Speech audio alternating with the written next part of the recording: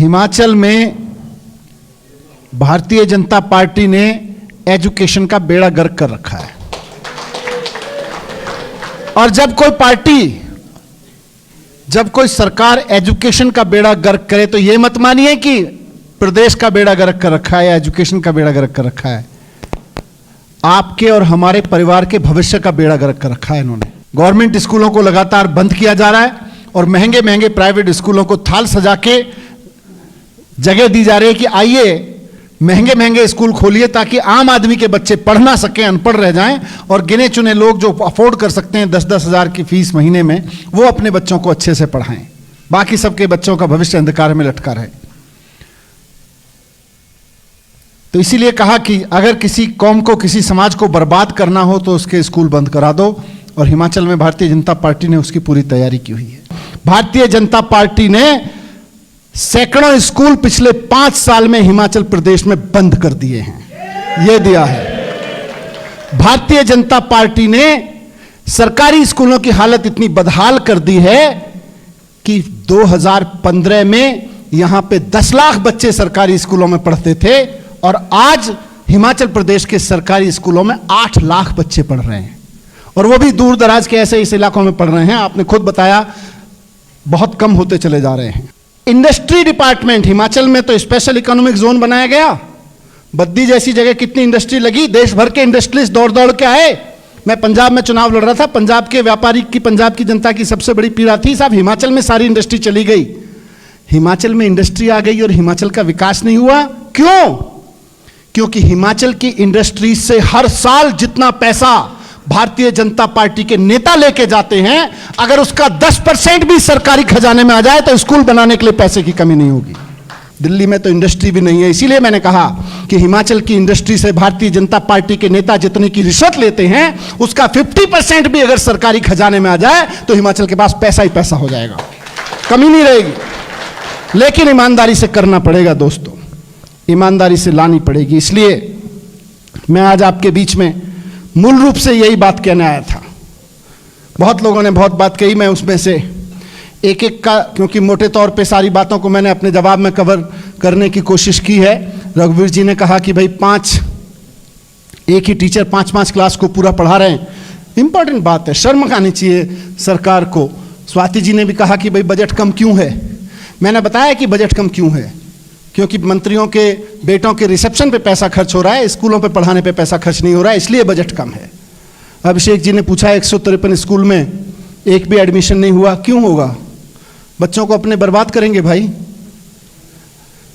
सरकारी स्कूलों को प्राथमिकता नहीं देगी सरकार तो बैठने वाली बिल्डिंग, पानी बुरे हाल में, राजीव जी पूछ रहे थे। निश्चित रूप से बिल्डिंग में अगर मंत्री पैसा खाएगा तो फिर बिल्डिंग का ठेकेदार ईमानदारी से कैसे बनाएगा? उसकी आंख में आग डाल के कहना पड़ता है कि कमी रह गई तो ठोक दूंगा पकड़ के।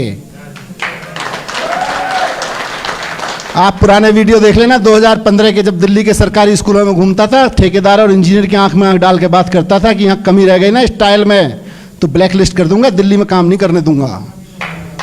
और वो तभी कह सकता हूं क्योंकि किसी ठेकेदार से ना मैं ना अरविंद केजरीवाल जी पैसा नहीं लेते। पैसा लेने वाला नेता कभी भी ठेकेदार की आंखों में आंख डाल के, इंजीनियर की आंखों में आंख में डाल के नहीं बोल सकता। अरे हिम्मत है तो हिमाचल प्रदेश का एक भी मंत्री ठेकेदार की आंख में आंख डाल के दिखा दे, वो कह देगा जी रिश्वत कहां से लाऊं। ममता चंदेल जी ने बताया 25%। मैं आपको कह रहा हूं कि आज हिमाचल के लोग तय कर लें कि अब हमको वोट शिक्षा के नाम पे देना है। बहुत दे लिया बीजेपी कांग्रेस के नाम पे वोट। आप देखिएगा 5 साल के अंदर अंदर हिमाचल के एक एक स्कूल की तस्वीर बदल के प्राइवेट स्कूल जैसी ना हो जाए तो कहना, केवल 5 साल। मैं आज हिमाचल के लोगों से अपील करना चाहता हूं कि केवल 5 साल दे दीजिए। आपने बीजेपी को इतने साल दिए, कांग्रेस को इतने साल दे दीजिए, आप 5 साल आम आदमी पार्टी को दे दीजिए। 5 साल के अंदर अंदर हिमाचल के गांव गांव तक के सरकारी की स्कूलों की तस्वीर प्राइवेट स्कूलों से बेहतर ना हो तो अगली बार वोट मत देना।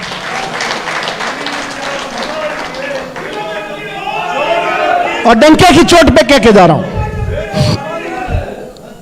डंके की चोट पे कह के जा रहा हूं कि केवल 5 साल, दूसरा 5 साल मांगने नहीं आएंगे अगर हिमाचल के एक एक स्कूल की तस्वीर बदल के नहीं रख दी तो आपसे। तो मैं, योगेश भाई ने भी अपनी बात रखी, पूरा रोजगार अंधेरे में है भाई, वहां तो पूरी की पूरी एजुकेशन ही। देश की गली सड़ी सरकार को अधिवक्ता रजनीश जी बता रहे थे सरकारी स्कूल की जमीन, उसको मैं, रजनीश जी मैं आऊंगा आपके यहाँ, स्कूल देखने चलूंगा, वो इसको मुद्दा बनाना पड़ेगा और हिमाचल प्रदेश के हर आदमी की जिम्मेदारी है कि इसको मुद्दा बनाए। कैसे एक मुख्यमंत्री ने अपने विधायक के रिश्तेदारों को स्कूल की जमीन बेच दी और उसमें ठेके में धांधली की है, हाई कोर्ट के ऑर्डर के बावजूद ये लोग ये कर रहे हैं।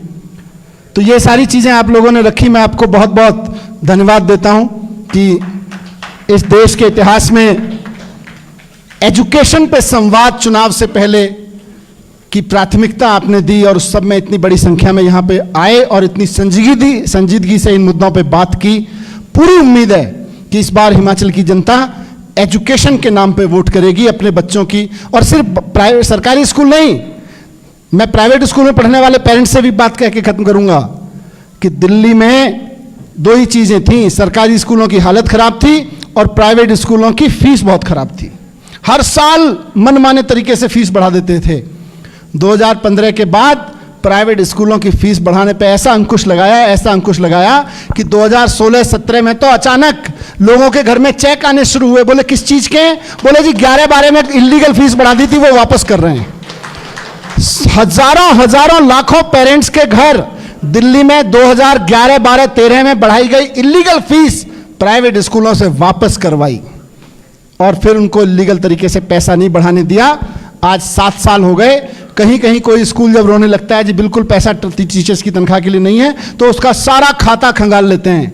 ये जो तुमने दूसरे स्कूल खोले, ये जो अपने ट्रस्ट के नाम पे कर लिया, ये जो बीवी बच्चों के नाम पे कर लिया, इसको सबको हिसाब में लाओ। फिर भी पैसा चाहिए, फिर फीस बढ़ाओ, उससे पहले फीस नहीं बढ़ाने देंगे। तो यही हिमाचल में भी लागू होगा। बहुत बहुत धन्यवाद। जय हिंद, जय भारत, भारत माता की, भारत माता की। हिमाचल प्रदेश के लिए बहुत ऐतिहासिक दिन है कि चुनाव से पहले हिमाचल प्रदेश के सरकारी स्कूलों की और प्राइवेट स्कूलों की शिक्षा पे, यूनिवर्सिटी की शिक्षा पे यहाँ बात हुई। हिमाचल प्रदेश के अलग अलग कोने से बहुत प्रबुद्ध लोग यहाँ पे आए और सबने बहुत एक मत से कहा कि भारतीय जनता पार्टी ने हिमाचल प्रदेश के सरकारी स्कूलों को तो बंटाधार कर दिया है और प्राइवेट स्कूलों को खुली लूट मचाने की छूट दे रखी है। मैंने यही कहा कि अपने आप में ये बहुत सौभाग्य की बात है कि आज हिमाचल प्रदेश की जनता अपने बच्चों के स्कूलों को लेकर बहुत जागरूक हो रही है। आज आपके पास विकल्प है। दिल्ली में जिस तरह से अरविंद केजरीवाल जी के नेतृत्व में Arvind Kejriwal model of governance के तहत शिक्षा पे बहुत अद्भुत काम हुआ, जिससे आज देश विदेश के लोग वहाँ से देखने आ रहे हैं, सीखने आ रहे हैं, वैसे ही हिमाचल में भी हो सकता है। अगर 5 साल में हिमाचल प्रदेश के अगर 5 साल में दिल्ली के स्कूलों की हालत इतनी सुधर सकती है, तो 5 साल में, पिछले 5 साल में भारतीय जनता पार्टी हिमाचल प्रदेश के स्कूलों में कुछ काम क्यों नहीं कर पाई? इतने सारे सरकारी स्कूल बंद क्यों हुए? 8,000 स्कूल ऐसे क्यों हैं जिनमें 1 या 2 टीचर हैं? 10,000 स्कूल ऐसे क्यों हैं जहाँ 1-1, 2-2 कमरे हैं? ये सारे इस बात को दिखाते हैं कि भारतीय जनता पार्टी एजुकेशन में कोई दिलचस्पी नहीं रखती। वो केवल लोगों को लड़ाने झगड़ाने में, दंगई कराने में, गुंडागिरी करने में यकीन रखती है। पढ़ाने लिखाने में, बच्चों का कैरियर बनाने में उसका कोई यकीन नहीं है। आम आदमी पार्टी आज लोगों के पास विकल्प के रूप में है और मुझे पूरी उम्मीद है कि लोग इस बार शिक्षा की राजनीति को बाकी सब गुंडई और लड़ाई झगड़े की राजनीति के ऊपर लेके चलेंगे। भूषण ज्वेलर्स, अनमोल रिश्तों के लिए।